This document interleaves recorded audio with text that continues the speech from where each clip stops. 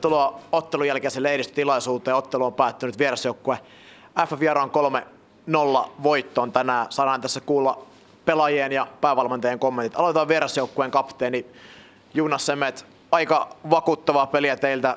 En ihmettele enää yhtään teidän pitkää tappiota putkea. Miten itse kommentoisit peliä? 3-0 lopputulos. Totta 3-0 lopputulos, ihan ollaan tyytyväisiä, että peli oli mun mielestä kontrollissa koko ajan, että voitettiin hyvin kaksintaisteluita keskellä kenttää ja sitten aika hyvin, niin kuin ei mun mielestä KPV:ssä on oikein luotu yhtään niin kunnon maalipaikkaa. Sitten toisella puolella ne rupesi vetää ihan enemmän pitempää palloa, mutta silti niin kuin, vaikka niin kuin pallo lensi meidän siihen boksiin, niin aika nopeasti me voitettiin se ja ei se niin kuin sillä mitään hätää ollut. Että hyvä voitto, että mun mielestä tosi hyvä peli meiltä. Oliko mitään, missä olisitte voinut parantaa? Vai oliko lähes täydellinen suoritus?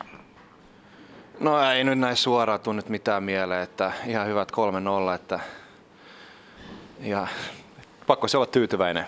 Oliko hyvä tunnelma? Paljon oli kokkolaisia, paljon oli pietarsaarelaisia, varmaan kivoja pelejä. Tämä tuntuu vähän, että tämä on niin kuin meidän kotipeli. En mä tiedä, että oliko tämä kokkolaisia ollenkaan. Okay. Kiitos Jonas Semet. Annetaan Felix Gustafssonille mikrofoni.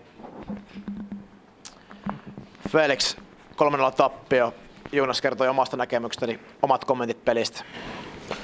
No, meidän peli ei ollenkaan toiminut. Puolustuksessa reijät oli aivan liian isoja ja ne sai tulla siihen meidän puolustuksen eteen ja pelata laitoihin. Ja tietenkin maalit oli semmoisia, että pomppuu niiden suuntaan, että ei siitä oikein voinut mitään parempia purkuja ehkä, mutta kyllä peli oli Jaron hallussa melkein koko peli.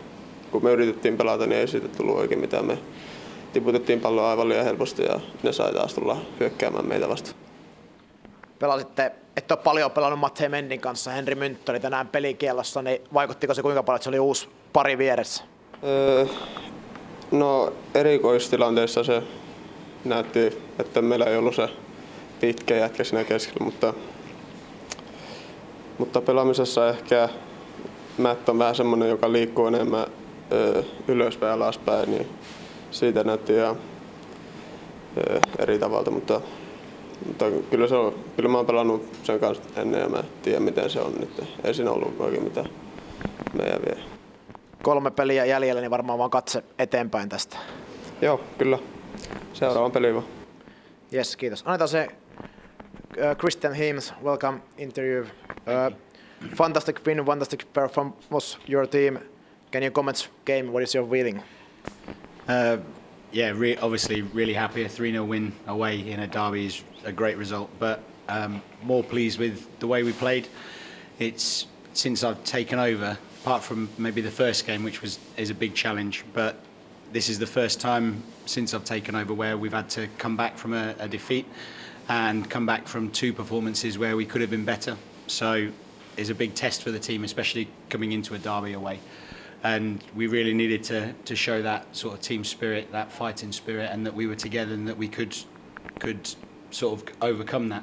So yeah, in terms of the game, it was a tough game. It was physical. It was competitive as you'd expect for a derby game. But the guys did really well and dealt with it together, I think.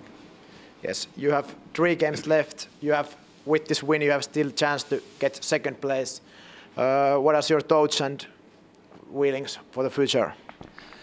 Yeah, it's going to be tough. I mean, we're obviously relying on results from other teams. It's not in our hands, but we'll finish the season as well as we can. Take each game as it comes because they're all difficult in the Ykkönen. You don't know what team's going to turn up on what day, and there's quite a big change even within teams, I think. And every team can beat every team. The season's been quite a crazy one like that, and everyone has something to play for. So, yeah, for us, it's just keep trying to get as many points as possible and see what happens. Yes, thank you very much. You're welcome. Jarmo Korhonen, KPV-kotijoukkueen valmentaja, tuossa ennen lehdistötilaisuuden alkua niin totesi, että vastuuta oli tänään paljon parempi kaikessa. Annatko kommentit pelistä ja oman joukkueesityksestä?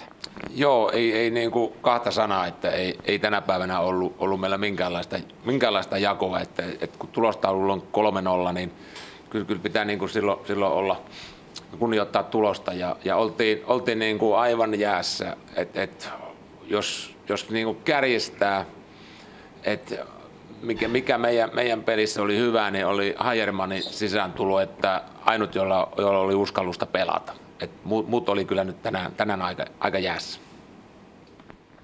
Onko katseet eteenpäin, 3 peliä jäljellä, käydään tää läpi ja jatketaan eteenpäin, mitkä on fiilikset tulevasta? Joo, ehdottomasti, että ei normaalisti taas lähdetään kehimään uutta viikkoa ja niin koitetaan saada ennen kaikkea niin kuin esitys taas takaisin, mitä se oli AC Oulua vastaan ja se on sunnuntaina JJK vieraissa, niin se on taas kova paikka, mutta toisaalta se on meille taas hyvä mahdollisuus päästä rytmiin kiinni.